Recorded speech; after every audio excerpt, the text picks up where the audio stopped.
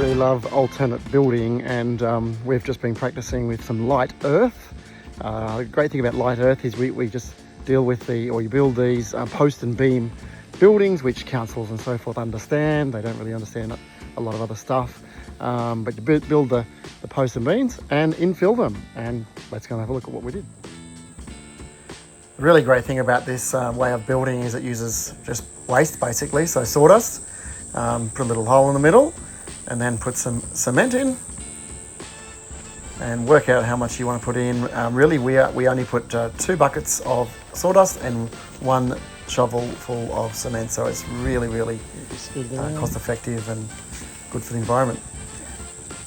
And then put some water in. So yeah, like I said, put the water in after you mix up the concrete or the cement.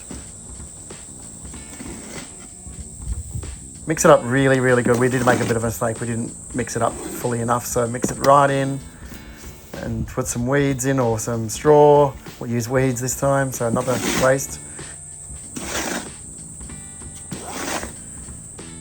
After you've mixed it, just test by squeezing. And I squeeze there's no water coming out, that's too dry. So we tried it again. Put a bit more water, and you can see there the water's just dripping out with a really hard squeeze, so that's perfect.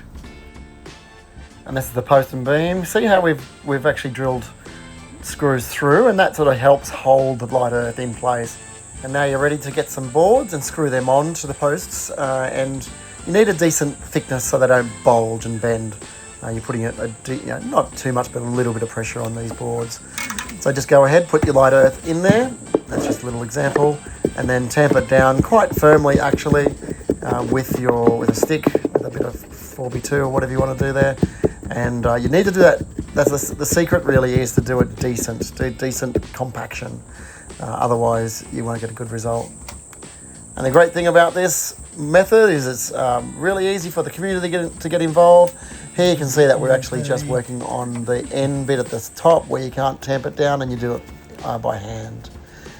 And also the great thing about this is that we did this wall years ago, and a little bit of patch up work and squeeze it in, push it in. It actually does use a lot of sawdust, and you push it right in and compact it in. That's going to be the best result. But yeah, just repair walls like that and you go again. You can't do that with a dry wall.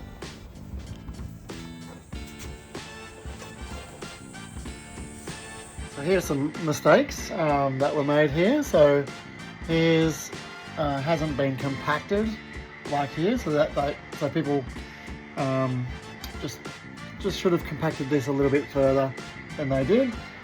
But yeah, it's pretty forgiving stuff. It's fine. But you can definitely tell the difference as I run along these walls. These ones have been compacted really nicely, and these ones not so much. So it's the big mistake there is that too much material was put in, and by the time you compact it down, it's only compacting the first 4 inches or so, and then leaves it uncompacted there. So that's how that works. Got another mistake over in the other, and this is sort of like here maybe. This here is bulged, so the materials come out proud of this, of the original where this board was. So maybe more thicker material, thicker board, so it doesn't bulge, and probably more screws as well. So that's a few things to look out for. Otherwise, happy making mistakes. So this is the finished product. So it's a few days and it's almost dried in these little ones, but not so much over here. It takes a while to actually fully dry.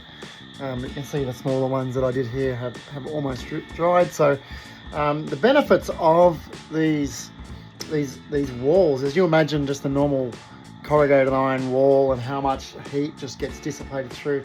These ones have a beautiful temperature.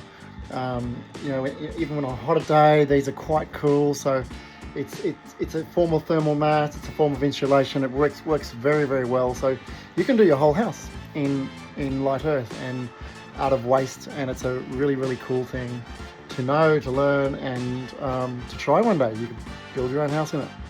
Okay, cheers.